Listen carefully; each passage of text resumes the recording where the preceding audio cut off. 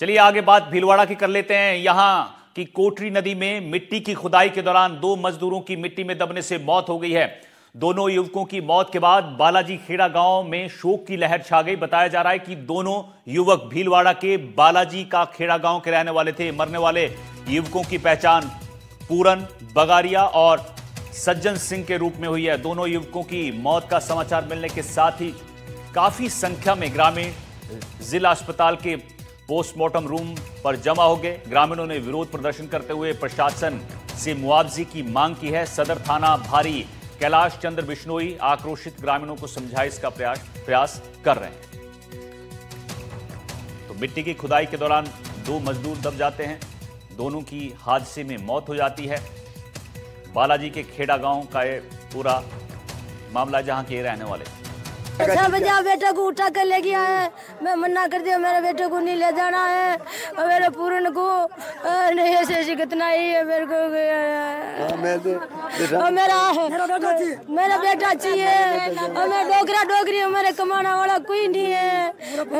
क्या नाम है आपका? पूरन, मेरा नाम प्रेम भाई है। रेत देने से 2 युवक दब गए, इस पर मौके पर पहुंचे और उन दोनों युवकों को यहाँ एमजीएच हॉस्पिटल में लेकर आए।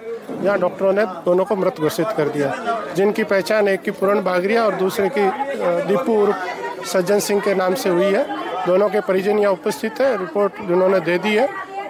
सरकार से मुआवजे की मांग को लेकर थोड़ा इनका डिमांड है। जो प्रशासनिक अधिकारी आ रहे हैं और जाँच करके इसमें जो भी कार्रवाई है, कठोरतम कार्रवाई दोषियों के खिलाफ की जाएगी।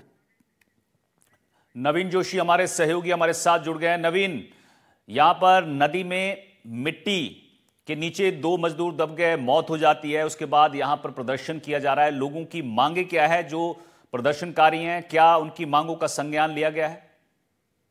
देखिए, अभी भी मैं वहीं खड़ा हुआ हूं जहां पर दोनों जो शव हैं पोस्टमार्टम रूम में रखे हुए हैं। मेरे पीछे आप देख सकते हैं, कैमरा प्रदर्शकों का दिखाया किस तरह से अभी भी लोग यहाँ पर जमा है।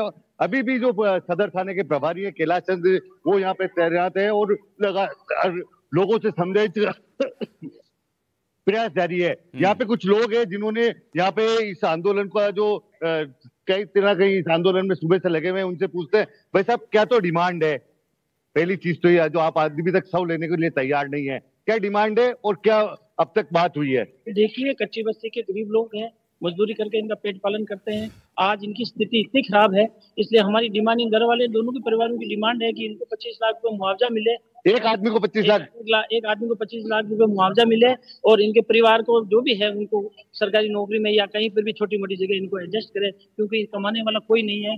बेचारी मजदूरी नहीं करे तो क्या करे। अब रेत का भरने गए और रेत गिरने से वो दब के उनकी मृत्यु हो गई।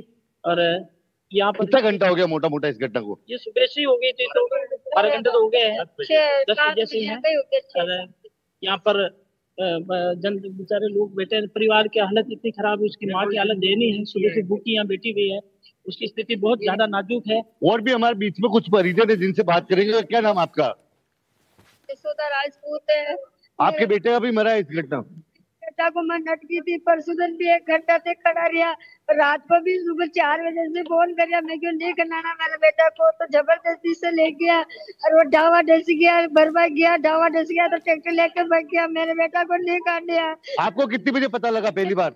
10 बजे पता लग गया था। 10 बजे आपने दूसरा फोन करो। आप देखिए, इस पूरे घटनाक्रम में जो सबसे दर्दनाक बात यह है, दोनों युवक मिट्टी में दब गए। तो जो ठेकेदार था जो साथ में लेके गया था, वो मौके से भाग गया था, ऐसा ग्रामीणों का आरोप है। और करीब इनको घटना के कम से कम भी 4 घंटे बाद पुलिस को सबको सूचना दी। ऐसे में आप अंदाज लगा सकते हो कि जो लोग हैं, कहीं ना कहीं मानवीय संवेदना कितनी शून्य हो गई है इस पूरे घटना। नवीन, इसमें लापरवाही किसकी है जो हादसा हुआ है?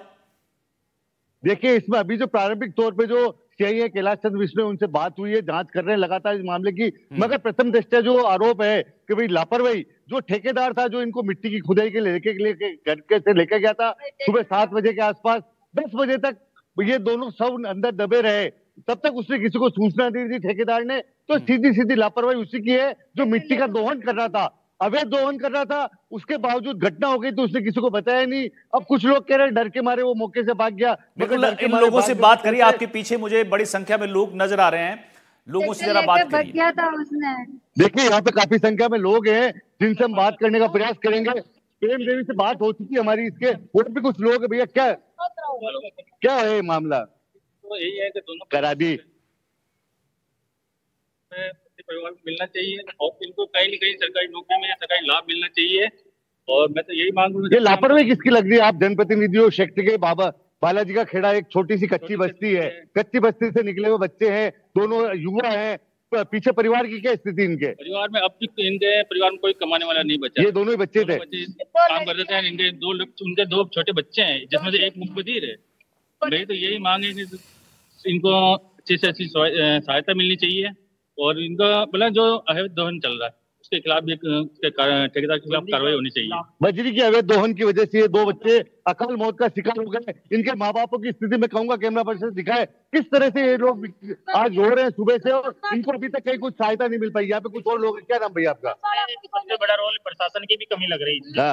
इनको पता है कि रोक टोक जो 2 नंबर से चल रहे हैं उनको रोकना चाहिए था। क्या रोक टोक, क्या 2 नंबर पे ले जाते हैं तो उनकी भी, प्रशासन को भी तो कुछ तनख्वाह मिल रही है, तो उनको भी तो चाहिए ना भाई 2 नंबर में क्यों बंद है तो फिर चालू कैसे? देखिए आप, बहुत बड़ा सवाल है जो एनडीटीवी इन लोगों के बीच में पहुंची तो इन्होंने कहा है कि अवैध बजरी के दोहन के चलते 2 युवा अकाल मौत का शिकार बन गए और 2 माता पिता के जो परिवार से एक चिराग बुझ गया, साथ ही साथ उनके घर में कमाने वाले दोनों युवा थे, मर गए। अब इन दोनों युवाओं के मौत के बाद में इनके छोटे छोटे बच्चे हैं, उनके घर पे भी उनके सिर से पिता का साया उठने के साथ ही उनके भोजन और राशन का जो एक बहुत बड़ा संकट सामने आता दिख रहा है।